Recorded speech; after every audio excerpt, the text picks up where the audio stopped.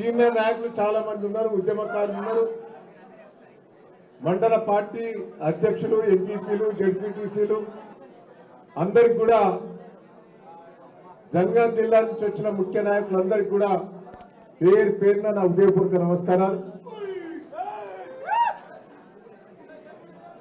జనగాం జిల్లా చాలా ఉత్సాహంగా ఉన్నది. పల్లా రాజశేఖర్ గారు, రాజయ్య గారు చెప్పారు.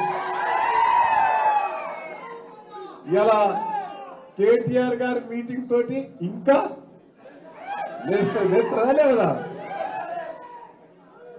దయచేసి మన జూబ్లీస్ ఎన్నికల్లో పోయినాం అనేది కొద్దిగా మీకు ఉన్నది. వాస్తవంగా అది గెలుపు కాదు, మీకు తెలవాలి. ఆడ స్థానికంగా మీ అందరం ఉన్నాం. దొంగ ఓట్లేసి మన ఓట్లను రాకుండా ఇంటికి తాళాలేసి మన ఏజెంట్లందరూ కూడా కొని గెలవటం జరిగింది. అది ప్రజాబలం కాదు. దయచేసి నేను అక్కడ స్థానికంగా నేనున్నాం, నేను పల్లా రాజశేఖర్ గారు అందరూ ఉన్నాం ఇక్కడ. అది గెలిపే కాదు.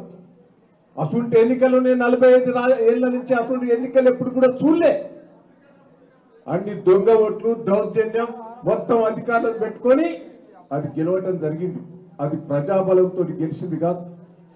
అన్ని పార్టీలు ఏకమేనే. టీఆర్ఎస్ పార్టీ గెలిస్తే బాగుండదని ఏకమై రేవంత్ రెడ్డి గారికి అది ఓడిపోతే ముఖ్యమంత్రి సీటు పోతుందనే భయంతో ఢిల్లీ వాళ్ళు పెట్టినదంతా భయంతో 100 కోట్లు ఖర్చు పెట్టి గెలిచారు. అది గెలుపు కాదు. దానికోసం మనం భయపడవలసిన పని లేదు. నేను ఒకటే మిమ్మల్ని అందరినీ రిక్వెస్ట్ చేస్తున్నా, జనంలో విపరీతమైన కేసీఆర్ గారి మీద క్రేజ్ పెరిగింది. ఓడిపోవటం కూడా నాకు అప్పుడప్పుడు నేను ఓడిపోతేనే బాధ అనిపించింది. 7 సార్లు గెలిచే వరకే, ఓడిపోయే వరకే నేను బాధపడ్డా. మొదలు కేసీఆర్ గారు ఓడిపోయినప్పుడు కూడా నేను బాధపడ్డా. కానీ ఆ బాధ మనం గెలిచేది ఉంటే అంత బాధ జనాలలో ఉండకపో ఉన్న వాస్తవం కాదా? ఊరికే వీళ్ళేనా అందరూ ఓడిపోయే వారికే కేసీఆర్ ను పోగొట్టుకున్నామని, మా పాలకుర్తి ప్రజలు దయంగా పోగొట్టుకున్నారనే బాధ రాష్ట్రం అంతా వచ్చిందా లేదా ఒక్కసారి ఆలోచించండి. జనంలో ఇంకా పెరిగిపోయింది. దయచేసి గ్రామ పంచాయతీ ఎన్నికలలో మనం ఎట్లా సద్వినియోగం చేసుకుంటే 100% అన్ని గెలుస్తాం. నేను దయచేసి మిమ్మల్ని అందరినీ రిక్వెస్ట్ చేస్తున్నా, క్యాండిడేట్ మంచూరు పెట్టండి, మంచి పద్ధతితో పెట్టండి, కొద్దిగా జనంలో ఉన్న బలం ఉన్నది చూసి పెట్టండి. మీరేం భయపడవలసిన పని లేదు.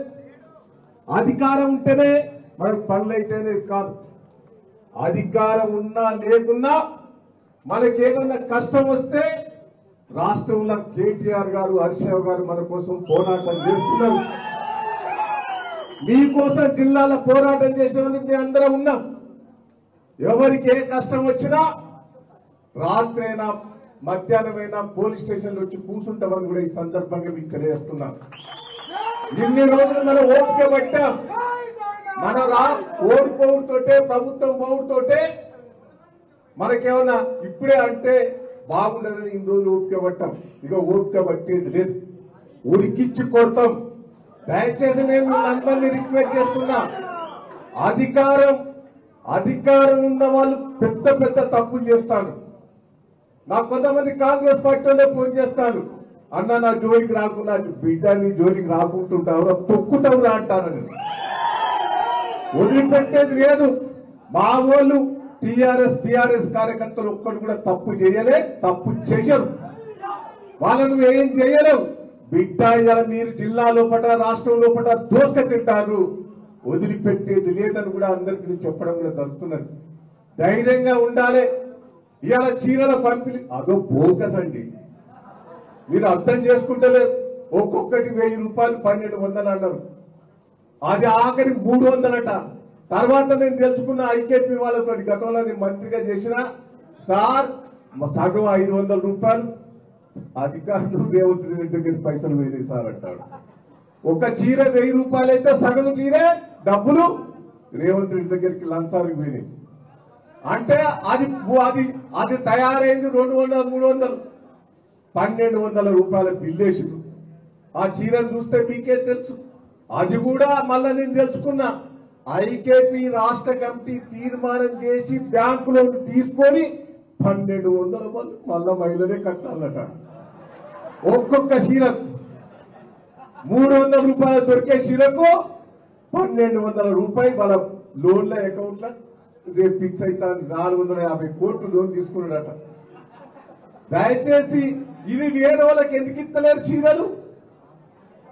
అలా సత్యంలోనికే ఇస్తారు. అది అర్థం చేసుకుంటారా లేదా మీరు? వేరే వాళ్ళకి ఇస్తే లోన్ అందవుతుంది. ఐకేపీ దాంట్లో ఉన్న వాళ్ళకే ఇస్తారు.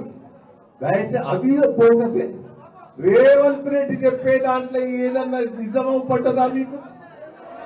బీసీలది మోసమే, చీరలది మోసమే, రైతులకు బోనస్ ఇస్తారన్నాడు రైతు బంధు 2 సార్లు ఎగ్గొట్టిండు. ఇప్పుడు పత్తి ధర 8,000 చిల్లర ఉంటే 6,500 అమ్ముతాను. ఇది ఎవరు? ఆయనే కదా. మక్కలు 2,400 ఉంటే 1,800 అమ్ముతాను. ఇంత ఘోరం ఎప్పుడైనా ఉన్నారా రైతులల్లా? ఈ రైతులకు నష్టం చేసింది రేవంత్ రెడ్డి.